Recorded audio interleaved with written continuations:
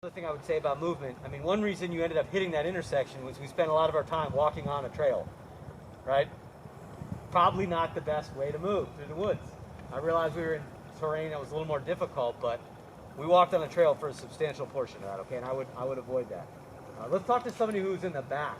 So today they have two missions. They first started out with an attack, which is a planned location or known location of the enemy, and they are setting up what is called an assault element and a supporting and an attacking element, and then engaging the enemy on that known position. Now, this next one they're doing is called an ambush. So once again, they know a particular location the enemy is supposed to be, and they have set up a certain area, and we call it a kill zone, and we know that's when the enemy, based on their composition, disposition, and what they're wearing, and once they come to the center of that box is when they'll engage and neutralize the enemy. Something, we can pause, we evaluate the situation, we make a recommendation to the two leader makes a decision, and we move on. Okay, so I thought that worked perfect. What else? So what you are seeing out here today is the platoon size element, and it's for the MS4s, which is equivalent to our seniors. So it is a validation. They are leading lanes as the patrol leader, the platoon sergeant, and the squad leaders, and we're really focusing on their leadership and attributes and competencies by using tactics as the vehicle. And so what we're seeing now is this is a commissioning requirement for them to become second lieutenants in the Army.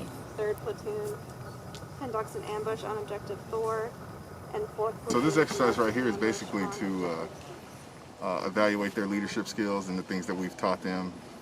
Some of the other instructors like Sergeant First Class Ellis, Captain Bailey, Captain Dauz, they go over several tasks that they're supposed to be able to do, and then we have outside evaluation come in, and they're taken through those tasks again. Only this time they're evaluated through somebody that's like the honest broker. Obviously, you know, sometimes you might have a bias and say that they're doing good, but really, we're looking at them like, yeah, they did better than they did when I showed them the first time. So that's what the outside evaluation is for. In order to destroy Ariana supply lines. So commander's intent, they want a rapid and forceful coordinated movement. We use the Duke Forest frequently. This semester we've had this opportunity to come out here, I think almost 4 to 5 times. And in the springtime we use it almost every week. So we're out here on average almost 12 times. And it really helps facilitate all of our labs and our practical exercises. So when we're asking them to, move as a formation through the woods or through a different type of element, this really is the only place to do it. What's nice when we get to use Duke campus is we can see each other, and it really helps us to understand the basics. But when you're here at Duke Forest, you can really understand, all right, what does 5 meters look like? What does the spacing look like? When I'm asked to get behind some cover, well, now I actually need to look for it, and that's behind a tree, behind a stump. Bang, bang, bang! Bang, bang, bang! Bang, bang! Bang, bang, bang!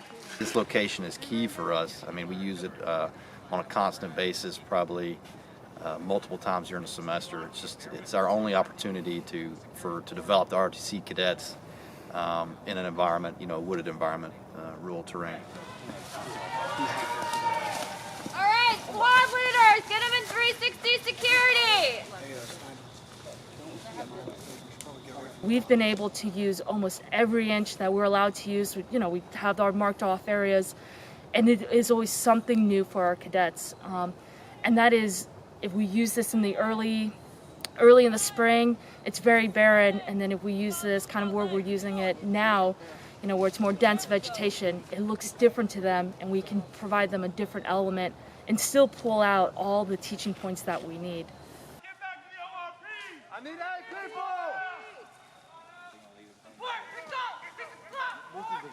I need 8 people! Let's go!